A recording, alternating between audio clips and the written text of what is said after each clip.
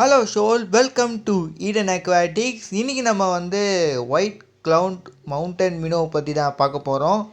So இந்த white cloud mountain minnow பார்த்திங்கன்னா நம்ம அக்ரி ஹாபியில் இருக்கிற ஃபிஷ்ஷஸ் தான். ஸோ இது நம்ம சப்ஸ்கிரைபர் ரிக்வெஸ்ட்டும் கூட.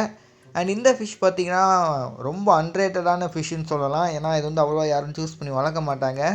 பட் இது ஒரு நல்ல மீன் அண்ட் நல்ல ஒரு ஆடியான ஃபிஷ்ஷும் கூட. ஸோ பிகினர்ஸ் யாராவது அக்ரி ஹாபியில் வரீங்கன்னா அவங்க இந்த மீனை ட்ரை பண்ணலாம். ஸோ ட்ரை பண்ணுறதுக்கு முன்னாடி சில விஷயங்கள் தெரிஞ்சுக்கோங்க. ஸோ வாங்க இந்த மீனை பற்றி தெரிஞ்சுக்கலாம்.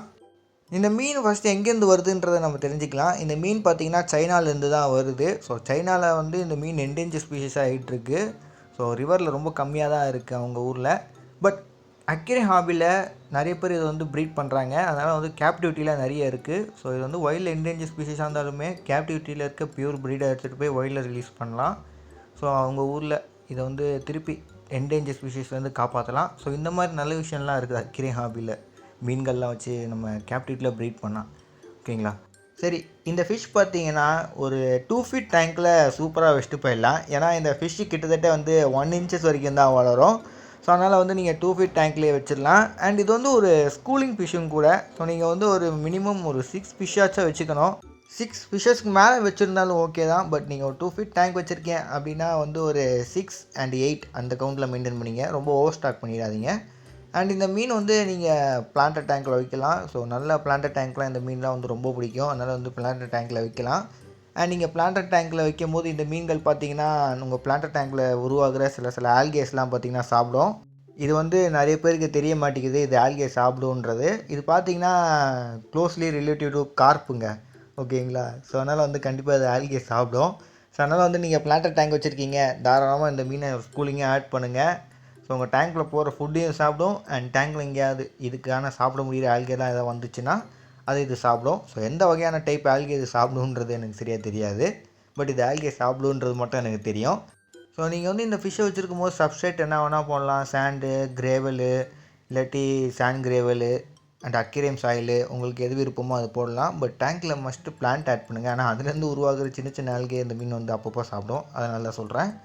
அண்ட் இந்த மீனோட ஃபீடிங் நீங்கள் பார்த்துக்கிட்டிங்கனாலே நீங்கள் ஃப்ளேக்ஸு, ஆர்டிமியா, டாஃபினியா, ஸோ அதுக்கப்புறம் பிளட் பம்ஸ், டூபிக்ஸ் பம்ஸ்லாம் கொடுக்கலாம். ஸோ அதெல்லாம் பார்த்திங்கன்னா அந்த மீன் விரும்பி சாப்பிடும். அதுக்கப்புறம் ஜெண்டர் ஐடென்டிஃபிகேஷன் பார்த்திங்கன்னா ரொம்ப சிம்பிள் தான். ஸோ ஃபீமேல் பார்த்திங்கன்னா கொஞ்சம் பல்ஜியாக இருக்கும். பட் மெயில் பார்த்திங்கன்னா நல்லா அது கொஞ்சம் ஃபின்னெல்லாம் பெருசாக இருக்கும். ஸோ அது ஃப்ளேர்லாம் பண்ணி காட்டும் ஃபீமேல் கிட்ட. அது பார்க்கவே ரொம்ப நல்லாயிருக்கும். ஸோ நீங்கள் ஒரு 6 ஸ்கூலிங் ஃபிஷ்ஷஸாக வச்சுருந்தீங்கன்னா அதில் மெயில் ஃபீமேலுக்கு அப்பப்போ ஃப்ளேர் பண்ணி காட்டுறது அண்டு சண்டைக்காகவும் ஃப்ளேர் பண்ணுறதுன்றது டேங்க்கில் ஒரே ஆக்டிவிட்டீஸாக இருக்கும். ஸோ அதனால் நீங்கள் இந்த மீனை சூஸ் பண்ணிங்கன்னா ஒரு நல்ல என்டர்டெயின்மெண்ட்டாக இருக்கும். ஏன்னா இந்த மீனை அப்பப்போ ஃப்ளேர் பண்ணுறதுனால பார்க்கவே நல்லாயிருக்கும் டேங்க்கில். அண்ட் இந்த ஃபிஷ்ஷஸ்லாம் பார்த்திங்கன்னா ஈஸி டு ப்ரீடு. ஃப்யூச்சரில் நம்ம சேனல் இதை எப்படி ப்ரீட் பண்ணலான்றதை இந்த மீனை வாங்கி நான் உங்களுக்கு ட்ரை பண்ணி காட்டுறேன். ஓகேங்களா? ஸோ எப்படி டேனியஸை ப்ரீட் பண்ணுறீங்களோ அதே மாதிரி தாங்க உங்களையும் ப்ரீட் பண்ணுறது. ஸோ அதுக்கப்புறம் இந்த மீனை நீங்கள் வளர்க்கணும்னு தெரிஞ்சிங்கன்னா உங்களுக்கு வாட்டர் பெராமீட்டர் தெரிஞ்சிருக்கணும். ஸோ அங்கே தான் பார்த்தீங்கன்னா இதில் சில பேர் மிஸ்டேக் பண்ணுறது. ஸோ வாங்க அது என்னன்றதை பார்த்துடலாம். முதல்ல pH லெவலில் நம்ம பார்த்தோன்னு வச்சுக்கோங்களேன்.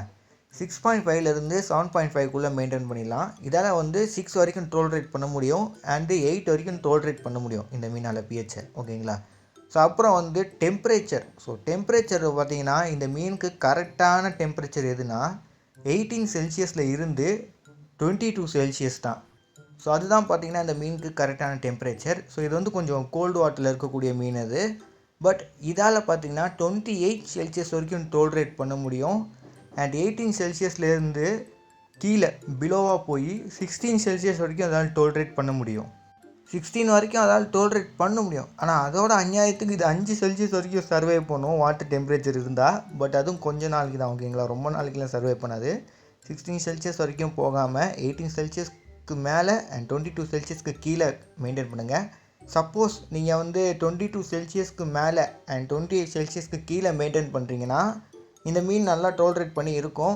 ஸோ அப்போ பார்த்தீங்கன்னா இதோட லைஃப் ஸ்பேன் கம்மியாகும். நான் ஒரு எக்ஸாம்பிளுக்கு சொல்கிறேன். நீங்கள் 22 செல்சியஸ்க்கு மேலே 28 செல்சியஸ்க்கு கீழே வைக்கிறீங்கன்னு வச்சுக்கோங்களேன். இதோட லைஃப் ஸ்பேன் பார்த்தீங்கன்னா 4 to 5 years. ஓகேங்களா? நல்லா பார்த்துக்கிட்டிங்கன்னா.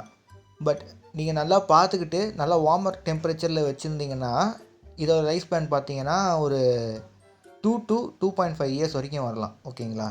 ஸோ இது பார்த்தீங்கன்னா டிபெண்ட்ஸ் ஆன் ஒவ்வொருத்தருக்கும் மாறும். ஏன்னா அவங்களோட மெயின்டெனன்ஸை பொறுத்து இருக்கும். ஸோ அதெல்லாம் பொறுத்து தான் இதோட லைஃப் ஸ்பேன்லாம் இருக்குது ஓகேங்களா. ஸோ அதனால தான் நான் வந்து வீடியோவில் லைஃப் ஸ்பேனை மென்ஷன் பண்ணுறதே இல்லை. ஸோ இதில் ஏன் நான் ரைஸ் பண்ண சொன்னேன்னா, இது வார்மர் வாட்டர்லேயும் சர்வை பண்ணும். ஸோ அது வந்து ரொம்ப நாளைக்கு சர்வை பண்ணும். அதனால தான் நான் வந்து இதில் ரைஸ் பண்ணியிருக்க சொன்னேன். ஸோ அதுக்கப்புறம் பார்த்தீங்கன்னா இதில் இன்னொரு பெனிஃபிட் இருக்குது. அது என்னென்னா, இது வந்து வைல்ட் வெரைட்டியோட நம்ம கேப்டிவிட்டி வெரைட்டி தான் ரொம்ப ஹார்டியான வெரைட்டி. பிகாஸ் நம்ம கேப்டிவிட்டியில் ப்ரீட் பண்ணும்போது நம்ம சென்னையில் தான் இதை வந்து ப்ரீட் பண்ணுறாங்க. ஸோ சென்னையில் இருக்க ஃபார்ம்ஸில் ப்ரீட் பண்ணுறதுனால நம்மளோட டெம்பரேச்சருக்கு அண்ட் நம்மளோட வாட்டர் பராமீட்டர்ஸ்க்கு இந்த மீன் அடாப்ட் ஆகிடுது. ஸோ அதனால் வந்து நீங்கள் வந்து தாராளமாக இந்த மீனை வந்து சூஸ் பண்ணி வளர்க்கலாம். ஸோ பிக்னர்ஸும் நீங்கள் வந்து சூஸ் பண்ணலாம். அதனால் நீங்கள் வந்து ஒரு பிளான்டட் டேங்க்கில் வைங்க. அதெல்லாம் ரொம்ப நல்லாயிருக்கும் பார்க்க.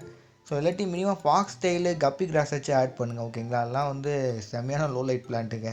அண்ட் வாட்ரு பார்த்தீங்கன்னா சாஃப்ட் அண்ட் மாட்ரேட்டாக இருக்கட்டும். ஸோ வந்து வாட்டரோட டிடிஎஸ் லெவல் வந்து நீங்கள் 50 ppmல இருந்து 200 ppmக்குள்ளே மெயின்டைன் பண்ணுங்கள். அண்ட் வீக்லி வாட்டர் சேஞ்ச் பண்ணுங்கள் ஓகேங்களா. ஸோ இந்த மீன் வந்து ஒரு நல்ல ஒரு பிகினர் ஃபிஷ்ஷாக இருக்கும் அண்ட் ரொம்ப அழகாகவும் இருக்கும். பட் இந்த மீன் வந்து நம்ம மார்க்கெட்டில் அன்ரேட்டட் மீனாக இருக்குது. ஏன்னா இந்த மீன் அவ்வளோ யாரும் வாங்க மாட்டாங்க. அது ஏன்றது எனக்கு சரியாக தெரியல. பட் நல்லா அழகாக இருக்குங்க. இதோட கோல்டு வெர்ஷனும் நல்லாயிருக்கும். இதில் இந்த ஒயிட் க்ளவுட் மீனும் அந்த நார்மல் வெர்ஷனும் நல்லாயிருக்கும். ரெண்டுமே அட்டகாசமாக இருக்கும். அண்ட் ஷோல் இந்த வீடியோ உங்களுக்கு யூஸ்ஃபுல்லாக இருந்திருக்கும்னு நினைக்கிறேன். ஸோ மறக்காம நம்ம சேனலுக்கு லைக் ஷேர் சப்ஸ்கிரைப் பண்ணுறீங்க. see you next video. Bye ஷோல்.